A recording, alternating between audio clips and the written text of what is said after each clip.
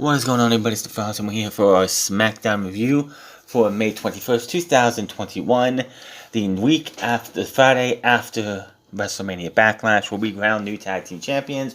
Why am I bringing up champions? Because when we started the show, we saw the Parade of Champions as Dominic, Rey Mysterio, Bianca Belair, Natalya, Tamina, and Apollo Crews with Aziz were all sitting on the stage. Apollo Crews was standing there.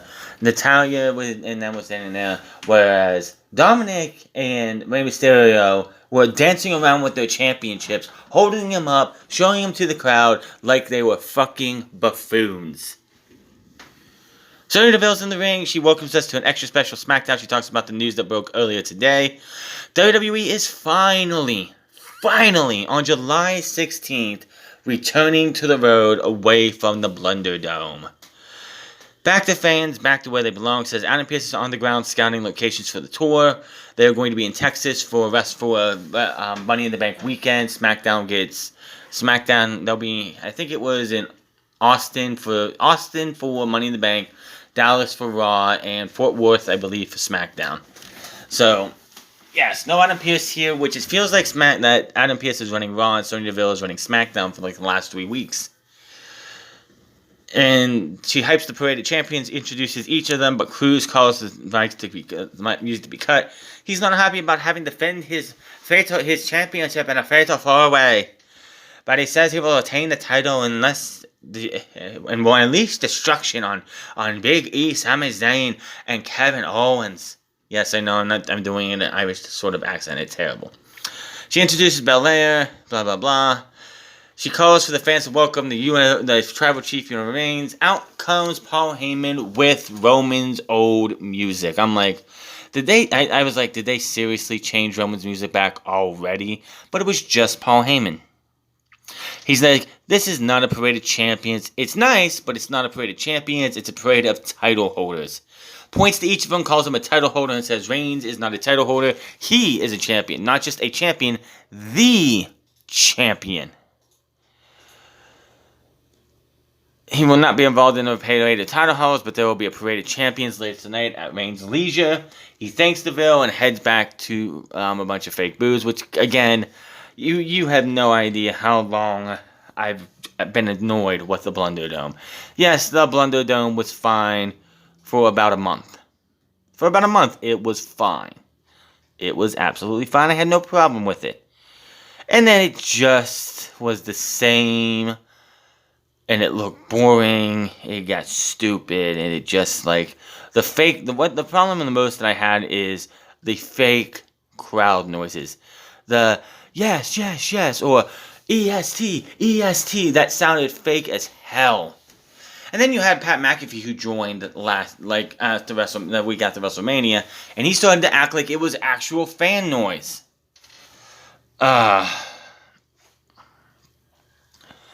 Bayley hits the ring and interrupts when she's mad she wasn't recognized for her title reign through the Blunderdome era. She takes a shot at Dominic first for riding his dad's coattails. She knocks Natalya and Tamina, but says, Apollo with these, what's up?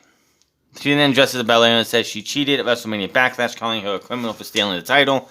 She wants Deville to strip Belair of the title. Belair comes down the ramp and hits the ring. They have words. Bayley wants her rematch, which you don't get one. Goes to exit the ring, but Belair is attacked from behind by Shayna Baszler and Nia Jax, who have no fucking business being here. They are Raw superstars. If you want them to get another rematch, you have them get a match or attack the tag team champions on Raw. They have no business being here. If you wanted to have like Carmella and somebody else come down and beat them up and do a 6-person tag team match with the 3 champions versus Bayley and 2 others, you do that, but not Nia Jax and them, please. So the tag team champions come in. They save Bianca Belair. We go to commercial break, and we get the Tamina, Natalya, and Bianca Belair versus Nia Jax, Shayna Baszler, and Bayley. This match went for fucking ever. Forever.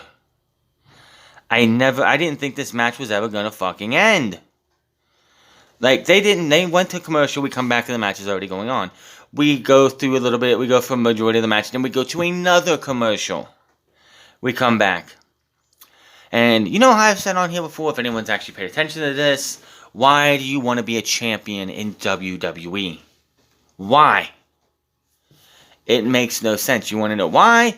Because Shayna Baszler, after all the times that she was champion getting pinned for her team, she gets the clutch on Natalya at the end of the match, and she wins for her team, basically setting up for another match between Natalya, Tamina, and Shayna Baszler and Nia Jax. Why did you? What was the point? Here's the thing. What was the point of having Lana and Naomi, Dana Brooke, and Mandy Rose sitting in Adam Pearce's office on Monday, complaining about not getting another title match, and then saying him and Sonya Deville saying, after the title match tonight, we'll figure out who is number one contenders again next, just to have these two win a 6-woman tag match, beating one of the tag team champions, saying so they can come on Monday and be like, hey, we deserve another shot. Good fucking grief. Good grief. Kayla Max is backstage with Big E. He hypes tonight's main event and says this is what he's asked for, a chance for the show. He's the best among the best. He will stand in the ring with the dogs tonight, and this will sharpen his iron.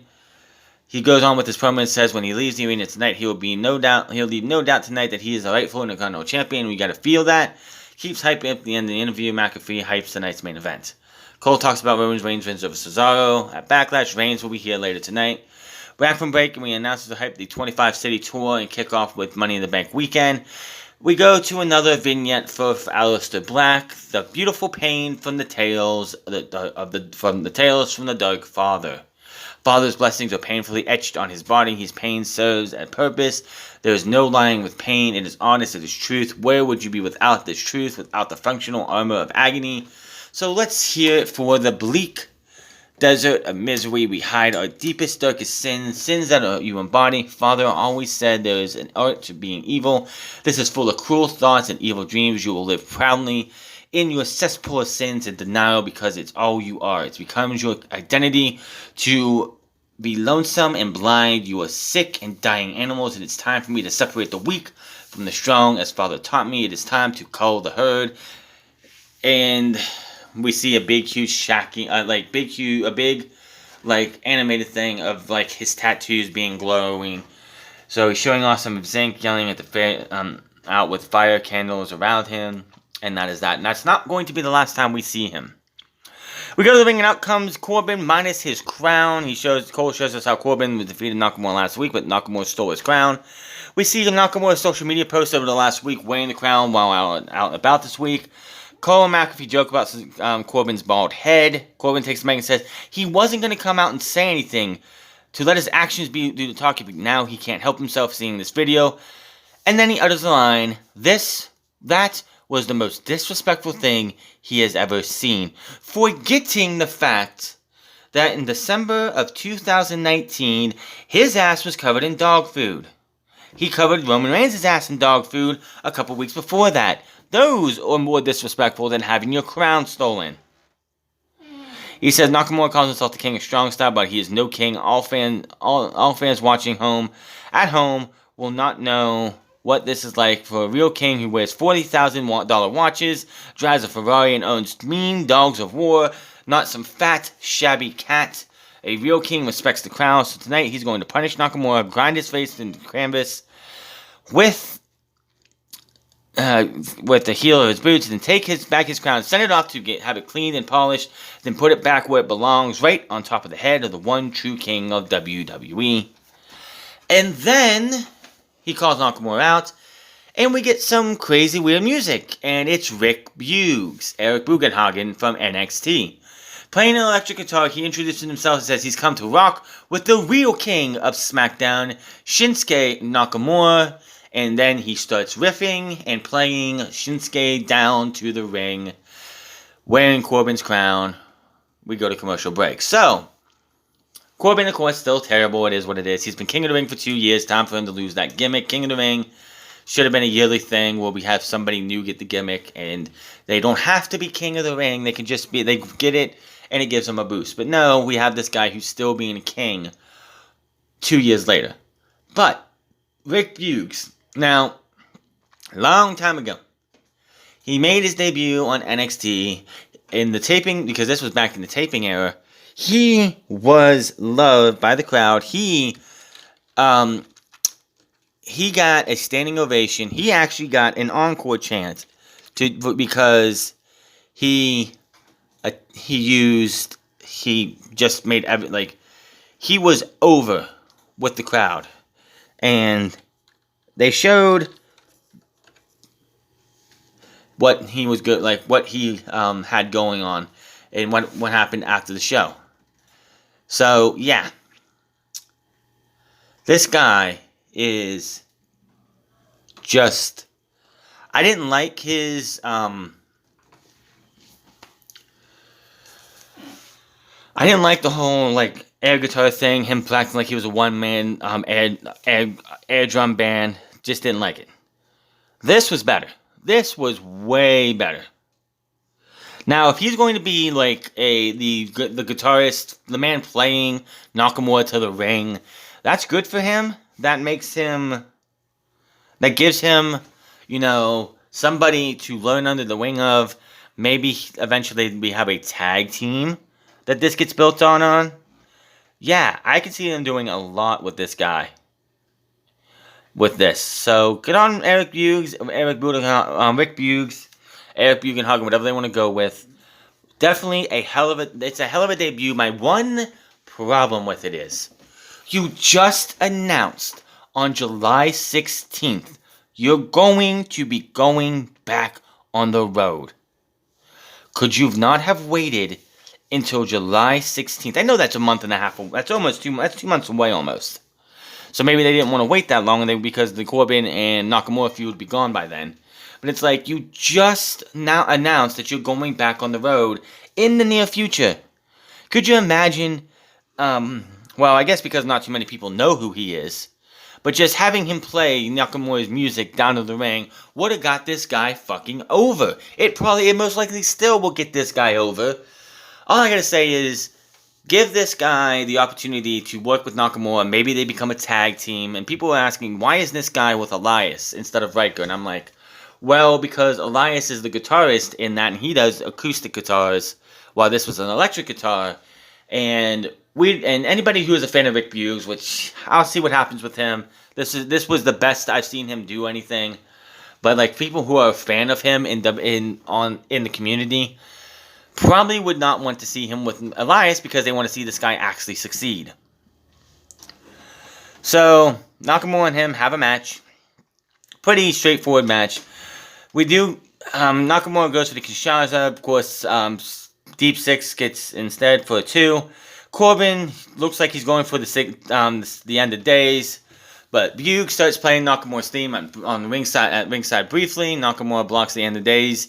Rounds up Corbin for a 1, 2, 3, and that is that. So, Buggs paying dividends for Nakamura already. The hell was that? So, we go backstage, and Jimmy Uso, all happy and jovial this week, enters the locker room, the office of Sonya Deville. The Usos are ready to get back together, he says, and move forward as the best tag team of the century. They're ready to do big things. She asks if he checked with his brother, Jay, and he says he wouldn't be here if he didn't. Total lie. Knows Jay has his back. Jimmy says they want the smoke. They want the Street Profits. DeVille says, you know what? A match of that caliber needs some promotion. So, next week, you and your brother versus the Street Profits. Jimmy is all happy. He fist bumps her, and he leaves. So, gee, I wonder how this is going to backfire. Back from break, and Kevin Owens cuts a promo as Universal Champion Roman Reigns walks out with his current theme, not his old theme, which they did do a graphic before they showed the highlights of the match from BackLash earlier in the night, and they were still using Roman's old theme, and I'm like, did they really give him back his old Shield music? Please. Kevin Owens backstage, he cuts a promo on the main event and says about how he plans on living as the prize fighter name that he used to call himself. He said everyone called him a prize fighter when, no, you called yourself a prize fighter 2 years ago. In your first 2 years. Says when it's all said and done, he plans to be a 3-time Intercontinental Champion. And we go back to Roman Reigns in the ring. We lead to a progressive sponsored replay for WrestleMania Backlash, showing us how Reigns retained over Cesaro, plus what happened after the match. Cesaro and Seth Rollins. The fake fans chant Roman stock. God, I can't wait till those real fans back. I have been waiting since the second pay-per-view of the Thunderdome. I've been waiting for that long for this shit to be over with. Reigns sees himself as a humble man and teaches his sons about humanity. He doesn't like to brag on live TV, so he's going to take this chance to allow a special counsel to celebrate him, and the fans chant louder. Heyman takes the mic. He does his usual thing. He gives us a brief history of Roman Reigns being undefeated since coming back, sending the Fiend off to Monday Night Raw, humanizing Braun Strowman, beating Hall of Famers Edge and Daniel Bryan at WrestleMania 37. Reigns sent Bryan to a Bella retirement, and that this past Sunday, he beat the best grappler in WWE in Cesaro, and he's all happy about what he just did. And asks what should he do now, and he wants Heyman to bring his cousin. Heyman yells at the timekeeper to bring Jimmy here. Cesaro's music starts up. Instead, Cesaro comes to the stage with a suit, wearing a sling on his arm after what happened with his arm on Sunday. He said, "Cut this bum's music," Roman did. Cesaro's in a bad mood tonight. He says he was back, and all he heard was this annoying yapping in the ear. Reigns asks Cesaro what he's going to do, and he says he can break Cesaro's other arm. Cesaro says it's just a flesh wound. He'd fight Reigns with no arms. He proposes a match with Reigns at Hell in a Cell. Reigns asks, "Really? You want to do this again?" And boom! Seth Rollins from the side beats up Cesaro, attacks his arm, beats him up. Finally, eventually, security comes in, and with the, referees and other people, they send him off. And Cesaro and Seth leaves, comes back, hits a stomp, leaves again. They get Cesaro over to the staging area. Seth Rollins hits another stomp on the stage, on the metal, and that is that. So, Roman and them just vanished. So, yeah. Back in break, and we see what happened with Cesaro and Seth Rollins. Megan Moran is in backstage with Rollins. He says he doesn't know what happened out there because he blacked out. Medics push Cesaro past the stretcher, and Rollins grabs him, yelling at him and blaming him for everything. "Why do you do this to me? Why do you make me like this? Why won't you never learn?" And, yeah. Then we come to the ring for Rey, Mysterio, and Dominic, still using those tag team titles and throwing them around, looking them around, dancing with them, all happy and everything. Hey, I'm glad that the first ever father-son tag teams to win the tag team titles were Rey and Dominic Mysterio, but come on, guys. Calm down. Rey, you've been there before. Calm your boy down. So we have the Dirty Dogs come out, and we have a match between Dominic Mysterio and Robert Roode. Match was decent, nothing special about it. Dominic hits a 619 near the corner. Dominic goes up top, hits the big frog splash, 1, 2, 3, and that was that. After the act, Dominic celebrates with his father, and that is that. Jay is walking backstage when Jimmy approaches him to tell him about next week's match. Jay isn't happy. He's like, "You made a tag team match without asking me?" Jimmy says that he looks out for his brother after Roman said he didn't need him. You don't need him either. He points out how capable Jay is on his own, including winning the Andre Memorial Battle Royal trophy on his own. Go back and forth, and Jay says he still needs to tell Roman about the tag team match. Walks off, and Jimmy looks disappointed. We get another announcer's hype for the July tour starting back, and Roman Reigns is backstage with Paul Heyman when Jay walks in. Jay tells him about the next week's match. It says he had nothing to do with it. Reigns asks whose we is and goes on about Jay being selfish. Reigns says this is we and everything we do represents the family. Hugs Jay and says something in his ear.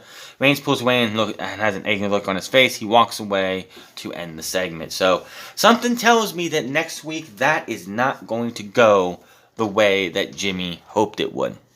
Street Profits are backstage. They mock the Usos as Montez Ford's doing an impersonation of Jimmy last week.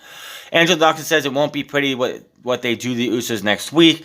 They're getting hyped for next week's tag match and declare that they want the smoke. Kayla Braxton is backstage with Sami Zayn, and he just yells at her about being a propagandist and trying to get him to say things that are out of context and whatnot.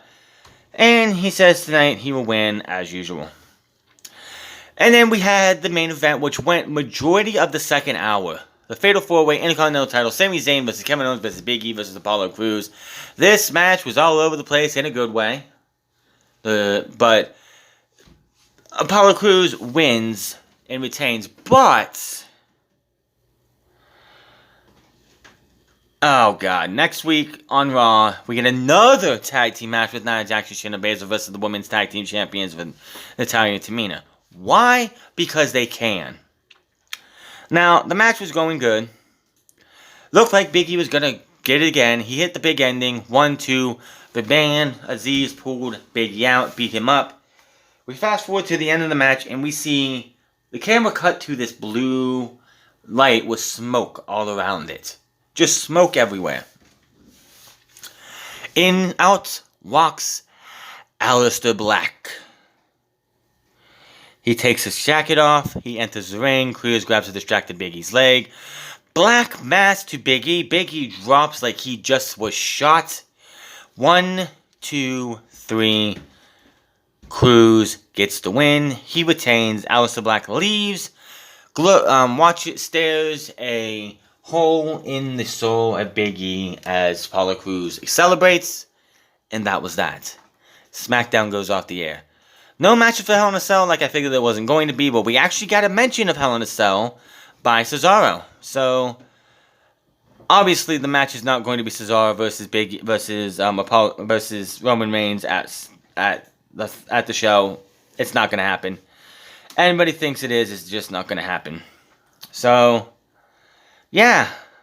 Should be interesting where we go with all this. Good show overall. Like, the women's 6-man tag match was dumb. I want Shayna Baszler and Nia Jax to break up. It needs to. They've run their course. There's nothing left for them to do. It's time to move on. So, Hell in a Cell is coming up later. It's the last pay-per-view inside the Blunderdome before we go back on the road. I think, was it in June? No, yeah, it was July. It was June. June 16th, right? No, July. July 16th, because June is Money in the Bank. It's Hell in a Cell. So, Money in the Bank this year will actually be in front of fans. That'll be great. But, yeah, SmackDown went off the air. Okay show. Definitely going to see where it goes next week. They do have things like what is going to happen with the Usos. Will Jay turn on Jimmy? And will we see Jimmy and Jay inside of Hell in a Cell? Or will it be Roman versus Jimmy inside Hell in a Cell? Or will it be Seth versus Cesaro inside Hell in a Cell? I don't have a clue. We'll find out. There's so many things. They left so many possibilities open on the show. And that's what's great about SmackDown compared to Raw. Even though I'm not going to say that this was a perfect show. And this hasn't been a perfect show ever. But they have a lot more things open compared to Raw. Raw just... Raw is terrible. They leave nothing open. You're like, why are they even here? But we'll see what happens. That is all. Hit that subscribe button, comment down below, like or dislike this video. Find me on Minds at the Frowns Club. Find me on twitch.tv/TheFrownsClub. Find me on Instagram at the Frowns Club. And I will see you guys on Monday for Raw. Until then, my name is Frowns, and I'll see you guys later.